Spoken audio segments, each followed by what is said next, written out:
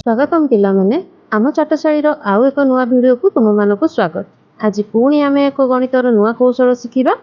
आस block और block rod व्यवहार करी गणन शिखिबा और संख्या गढ़िबा।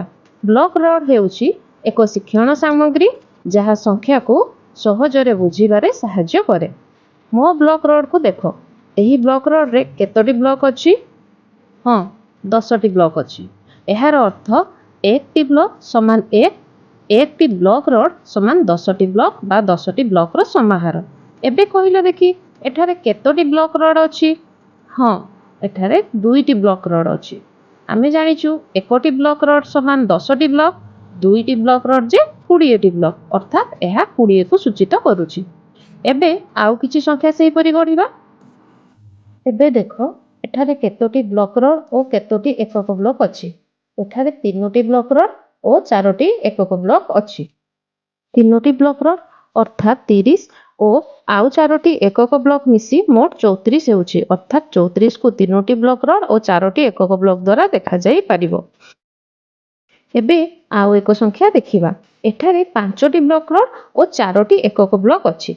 5टी ब्लॉक रड और 4टी एकक ब्लॉक मिसी मोट 54 हेउछि, अर्थात 54 को 5टी ब्लॉक रड और 4टी एकक ब्लॉक द्वारा सूचित करा जाए।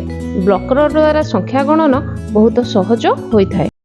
पिला माने तुमे एथर ब्लॉक रड द्वारा गणन करि परिबो तो मते कमेंट रे निश्चिंत जणाइबो। एबे आउ टिके अभ्यास पई किछि छोट प्रश्नर उत्तर कहबाको चेष्टा करिबा। प्रश्न 1, 57 ने केतोटी ब्लॉक रड और एकक ब्लॉक अछि? तेबे आमे एथिरु जानि परिबा जे 57 ने 5टी ब्लॉक रड और 7टी एकक ब्लॉक अछि। 2 नंबर प्रश्न, 89 रे केतोटी एकक ब्लॉक अछि? देखो पिला माने एठी सिए ब्लॉक रड कथा पचारि नाही, एठी केवल एकक ब्लॉक पचारि अछि। तेनु एठारे केवल 9टी एकक ब्लॉक अछि। वर्तमान 3 नंबर प्रश्न, 44 को ब्लॉक रड और एकक ब्लॉक द्वारा सूचित कर। देखो पिला माने एठारे आमे 44 को ब्लॉक रड और एकक ब्लॉक द्वारा सूचित करिछु।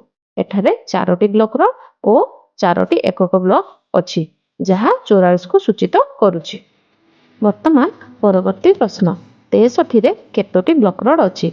एठारे से केवल ब्लॉक रड कथा पचारि अछि। तेणु एठारे उत्तर हेबो 6, अर्थात एठारे 6टी ब्लॉक रड अछि। आशा करुछि आजिर भिडियोटी तुम मानकु निश्चिंत भलो लागिथिबो। जदि एई भिडियोटी भलो लागिछि तेबे लाइक, शेयर और सब्सक्राइब करिवो, जहा द्वारा एई भଳି नुआ नुआ भिडियो तम मानक पाखकु पहुंचिबा सहित तम सांग माने मध्ये अति सहजरे गणन शिखि परिबे। पुणी देखा हेबो आउ एक भिडियो रे। धन्यवाद।